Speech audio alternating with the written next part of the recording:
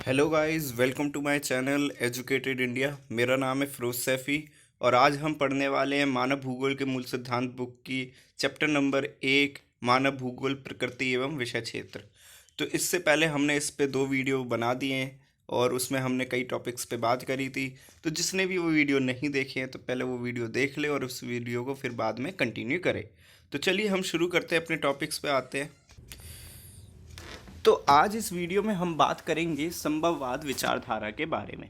तो चलिए शुरू करते हैं। तो संभववाद विचारधारा क्या है? तो समय के साथ साथ मनुष्य का विकास, यानी कि समय के साथ साथ क्या, मनुष्य का विकास होना, समय के साथ बदलना।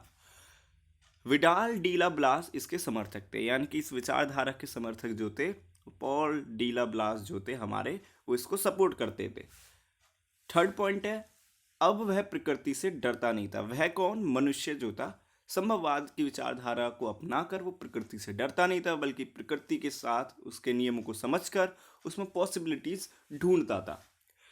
फोर्थ पॉइंट है, अब मनुष्य खुद को प्रकृति के अनुसार ढालने लगा। ऑब्वियसली नेचर के नियम समझकर उसने खुद को अब उसके अकॉर्डिंग ढाला और उसके नियमों को समझकर उसको एज अ एडवांटेज यूज करना शुरू कर दिया।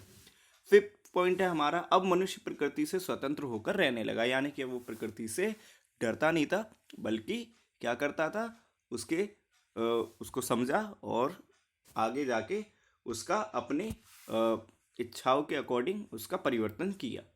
सिक्स पॉइंट है, अब मनुष्य प्रकृति में परिवर्तन कर सकता था, यानी कि ऑब्वियसली नेचर के नियमों को समझकर उसने क्या करा, उसमें परिवर्तन किए। अब मनुष्य संसाधनों का इस्तेमाल भी करने लगा, यानी कि जितने रिसोर्सेज थे उन सब का इस्तेमाल करता था।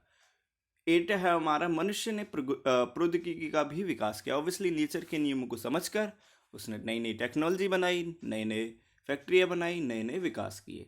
एग्जाम्पल आप ले सकते हो, गर्मी से बचने के लिए कूलर बनाना।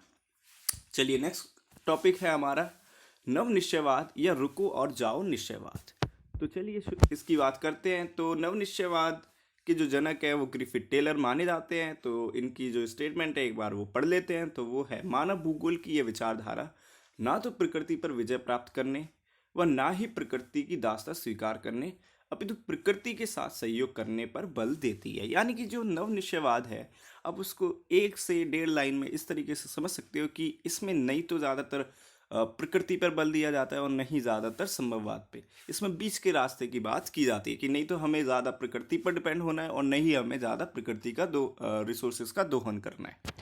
तो चलिए अब इसके पॉइंट देख लेते हैं। तो पॉइंट 1 जो है वो हमारा ये है, नई संकल्पना के तो नितांत पूरी तरह, यानी नितांत का मतलब होता है पूरी तरह पर्यावरणीय निश्चयवाद है और ना ही पूरी तरह स्वतंत्र है। यानी कि क्या है, नहीं तो बहुत ज़्यादा नेचर के ऊपर डिपेंड है, नहीं पूरी तरीके से बहुत ज़्यादा इंडिपेंडेंट यानी कि स्वतंत्र है। मानव केवल प्रकृति नियमों का पालन करके प्रकृति पर विजय प्राप्त कर सकता है। यानी कि इस विचारधारा के अकॉर्डिंग क्या है कि अगर हम प्रकृति के नियमों को माने तभी हम प्रकृति पर विजय प्राप्त कर सकते हैं। थर्ड पॉइंट है हमारा, यह 2 विचारधाराएं पर्यावरणीय निश्चयवाद और संभववाद के बीच का रास्ता बताती है।